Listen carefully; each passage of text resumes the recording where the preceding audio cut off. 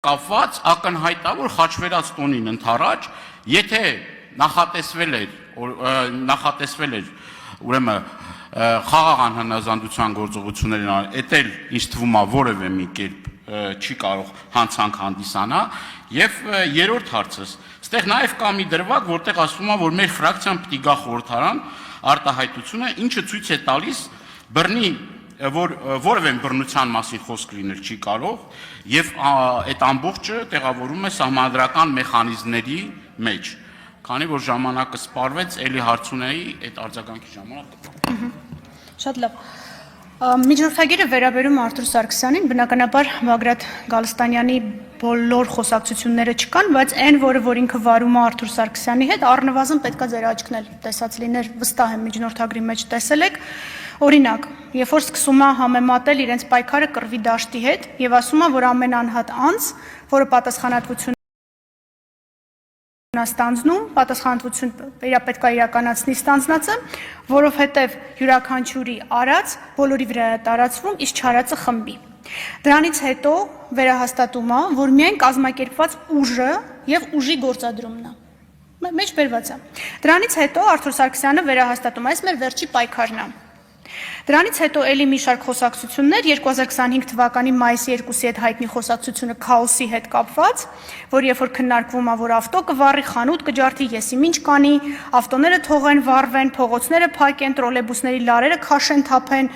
այդ կոնտրոլից դուրս է։ Նշանակում է շատ, նույնիսկ պլանավորում են, թե ինչ կարող է լինի, եթե այս տեսակ գործողություններ փողոցում ծավալվեն, շատ կարա պարետային ժամ հայտարարի։ Այդ էլ արդեն այդ պահին։ Դրանից հետո Արթուր Սարգսյանը, երբ որ խոսում ազգային ժողովի դեմը լինելու, ճողոպրել ներս մտնելու հետ կապված, նույն Վազգեն Գալստանյանի հետ կապված ասում է, որ ինքը մինչև վերջ կմնա, մի հատ ավտո կվառի, շուռ կտա, ինքը մտածում է, տենց լիքը մարդ է լինելու։ Ես հիմա բնականաբար ամբողջ խոսակցությունը չեմ հասցնելու կարդամ։ Իհարկե մեծ հաճույքով կվերցնեի հիմա սաղ կկարդայի, որպեսզի այս խոսակցությունը չլինի, պարոն Դանիելյան, հեսա կասեք ինչ որ ասում եք, բայց ակնհայտ է, որ խոսքը խաղաղ անհնազանդությունների մասին չի, խոսքը արդեն ուժի կիրառման մասին է եւ այդ ուժի կիրառման պլանավորման մասին է։ Եթե դուք կոնտեքստից կտրվեք ներկը, յուղը, չգիտեմ մեկը, մյուսը ամեն մեկը առանձին չի կարող դա ձևավորել, բայց հավաքական իմաստով իրենց բոլորի գործողությունները մեկ միասնական նպատակին է միտված, այդ թվում ուժի կիրառման, որը ներառված է իրենց ծրագրերի մեջ։ Արձագանք Տիկին դատախազ, ես փաստերով եմ սիրում, որ խոսեք։ Այդտեղ որևէ փաստ չկար, որտեղ Սրբազանը նման կոչ արի։ Երկրորդը, մենք ունենք փաստ, երբ որ 18 թվականին մարդիկ ջարդելով դուռը, պետական պահպանվող տարածքի, ռադիոտուն, դուռը ջարդում են 4-ով բանով ներս են մտնում։ Այսինքն մենք փաստ ունենք, որ եղել է, ու դա խմբով է եղել։ Այդ խումբը մտել է, ներս է մտել, գործողություն արել, դուք հիմի ենթադրյալ բաներ եք ասում, կամ նույն ասում եք, գիտեք ինչ կա, այդ ճանապարհները պետք է հրահանգով փակվեր ու բացվեր։ Բայց ժամանակ 18 թվականին Նիկոլ Փաշինյանի հրահանգով չէ ճանապարհները փակվում ու բացվում։ Փաստորեն էդ էլ է հանցագործություն։ Դե եկեք ստե մի մեղադրանք ներկայացրեք, որ այն ժամանակ փակվել է, բացվել է, գնացել է, եկել են, խմբեր են կազմավորել, փողոցներ են փակել։ Այսինքն այս ամեն ինչը կամ այդ նույն ծխերի հետ կապված Սրբազան պայքարի ժամանակ, ամբողջ պայքարի ժամանակահատվածում այդ ծխերը եղել են։ Այդ թվում նաև ազգային ժողովում այդ ծխերը եղել են եւ սա բերել մի հատ ընդհանուր բան դարձնել։ Ավարտեցի։ Պարոն Դանիելյան, մենք չենք խոսում առանձին վերցրած խաղաղ ակցիայի մասին։ Մենք խոսում ենք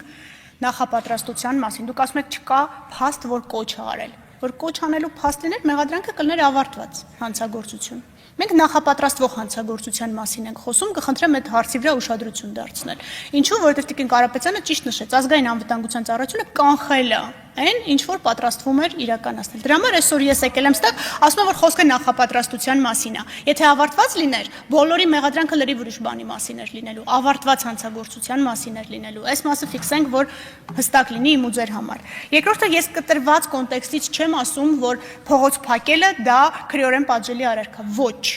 Բայց երբ որ խոսքը վերաբերում է խաղաղ անհնազանդ ակցիայից զատ դուրս, դրանից վերաճած բռնի ուժի կիրառման պլանավորմանը, մեղադրանքը այդ դրա մասին է։ Եվ այն բոլոր հատվածները, որոնք ես հասցրեցի մեջ բերեմ եւ որոնք չհասցրեցի մեջ բերեմ, բայց հրապարակված ազգային ժողովի կայքում մի միջնորդագրում եւ դեռ հաջորդ թիվ կհրապարակվի արդեն մեղադրանքները դատարան ուղարկելիս, մեր մեղադրանքը վերաբերում է սրան, որ պլանավորվել է բռնի ուժի գործադրումը եւ խոսքը վերաբերում է նախապատրաստությանը, որը այո կանխվել է ազգային անվտանգության ծառայության կողմից։ Էսա փաստերն են սրա մասին, ոչ թե ավարտված հանցագործության, որ դուք ասում եք մի կոչ արել եք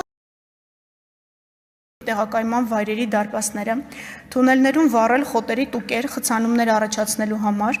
հաքերների միջոցով հազարավոր նամակներ ուղարկել նախարարություններ պաշտոնական կայքերը կոտրելու եւ աշխատանքը պարալիզացնելու համար, նաեւ նպատակադրվել են կոտրել կառավարության կայքը, արհեստական բանականության միջոցով ստեղծել կեղծ խոսակցություններ բարձրաստիճան ոստիկանների միջև եւ այդ ձայնագրությունները տարածել համացանցում, ձեռք բերել քաղաքացիական պայմանագրի պատգամավորների, ոստիկանապետի ու այլ պաշտոնյաների հեռախոսահամարները, պատգամավորների տների դիմաց իրականացնել բողոքի ակցիաներ, նշված գործողությունները նկարահանել եւ առցանց ռեժիմով հրապարակել համացանցում, միաժամանակ նախատեսվել է Երևանում կազմակերպել հանրահավաք իշխանության վրա ճնշում գործադրելու համար, իսկ գլխավոր հարվածն իրականացնելու են այդ խմբերը, նպատակ ունենալով ջլատել ոստիկանական ուժերը, որը հնարավորություն կտար սրբազան պայքար շարժման անդամներին մուտք գործել ազգային ժողովի կառավարության շենքեր իշխանությունը յուրացնելու նպատակով։ Օպերատիվ հետախուզական միջոցառումների եւ գաղտնի քննչական գործողությունների արդյունքում ստացված տվյալներով պարզվել է, որ վերանշված հանցավոր արարքների նախապատրաստական բոլոր գործողությունները մի խումբ անձանց հետ նախնական համաձայնությամբ խմբի կազմում համակարգել եւ պլանավորել են Վազգեն Պետրոսի Գալստանյանը, Արթուր Լավրենտի Սարգսյանը եւ այլ անձինք։ Միջնորդագրում մանրամասն ներկայացված են բոլոր հեռախոսային խոսակցությունները, այդ թվում ամբողջական ծավալով, որպեսզի հասկանալի լինի, թե որ խոսակցությունը ինչ կոնտեքստում է իրականացվել եւ ժամանակն էլ հնարավորություն չի տալիս բնականաբար այդ բոլոր խոսակցությունները ազգային ժողովի ամբիոնից ես չեմ հրապարակի։ Միայն կնշեմ, որ բացի օպերատիվ հետախուզական միջոցառումներից իրականացվել են նաեւ խուզարկություններ, մասնավորապես Բագրատ Գալստանյանի բնակավայրում է կատարվել խուզարկություն, մեղադրյալ Մովսես Շարբաթյանի բնակարանում է կատարվել խուզարկություն, կազմվել արձանագրություն, մեղադրյալ Տիգրան Գալուստի Գալստյանի բնակարանում է կատարվել խուզարկություն եւ մեղադրյալ Լիդիա Մանթաշյանի բնակարանում է կատարվել խուզարկություն, ինչու ենք սրանք առանձնացրել, որովհետեւ ներկայացված միջնորդագրին ուղիղ վերաբերելի տվյալները սրանք էին, բայց ընդհանուր առմամբ երևի մամուլից էլ հետևել եք եւ տեսել եք, որ մեղադրյալ որպես ներգրավվել են 17 անձ, որոնցից 16-ի նկատմամբ ընտրվել է կալանքը որպես խափանման միջոց, 1 անձ գտնվում է բժշկական հաստատությունում, այս պահին դատարանի թույլտվությամբ վարույթն իրականացնող մարմինը առգրավել է բժշկական պատմությունը, որպեսզի հասկանանք որքանով է բժշկական հիմքը իրականությանը համապատասխանում։